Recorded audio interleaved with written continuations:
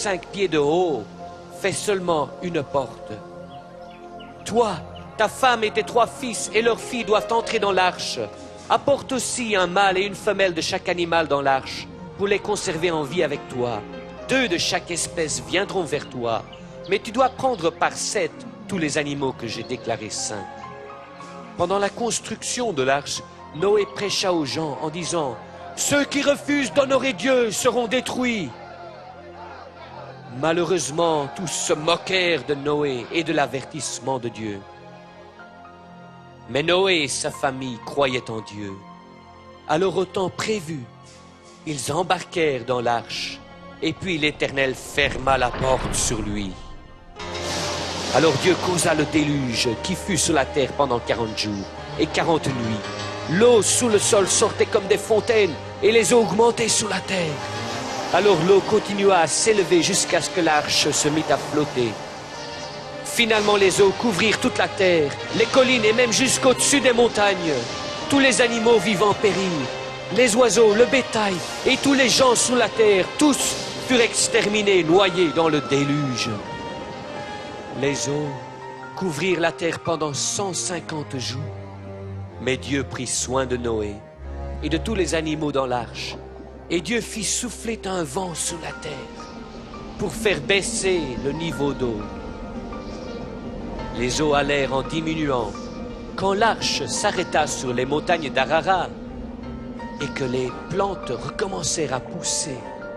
Dieu parla à Noé en disant « Sors de l'arche, toi et tout ce qui vit avec toi. » Et il sortit. Alors Noé bâtit un autel et fit un sacrifice à l'Éternel. Et après Dieu bénit Noé et ses fils, leur disant « Soyez féconds, ayez beaucoup d'enfants et remplissez la terre. Et en plus des plantes que je vous ai données pour nourriture, les animaux vous serviront aussi de nourriture. Si quelqu'un tue un autre humain, il doit perdre sa propre vie, car l'homme est fait à l'image de Dieu. » Alors Dieu dit, « Voici, j'établis ma promesse avec vous et avec votre descendance après vous. Plus jamais les gens et les animaux ne seront détruits par le déluge. J'ai placé mon arc-en-ciel comme un signe de ma promesse, et toutes les fois que je rassemblerai les nuages au-dessus de la terre, vous verrez l'arc-en-ciel, et je le verrai aussi, et je garderai ma promesse. » Plusieurs générations après Noé, quand toute la terre parlait encore le même langage, les gens s'établirent sur la plaine du Moyen-Orient.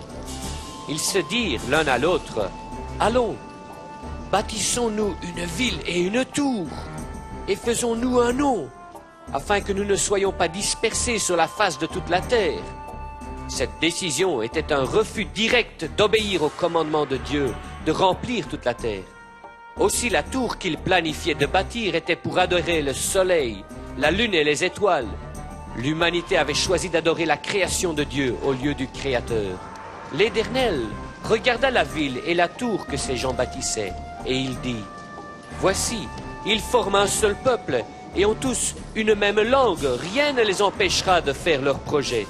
Allons, descendons et confondons leur langage afin qu'ils n'entendent plus la langue des autres. » Et l'Éternel confondit leur langue.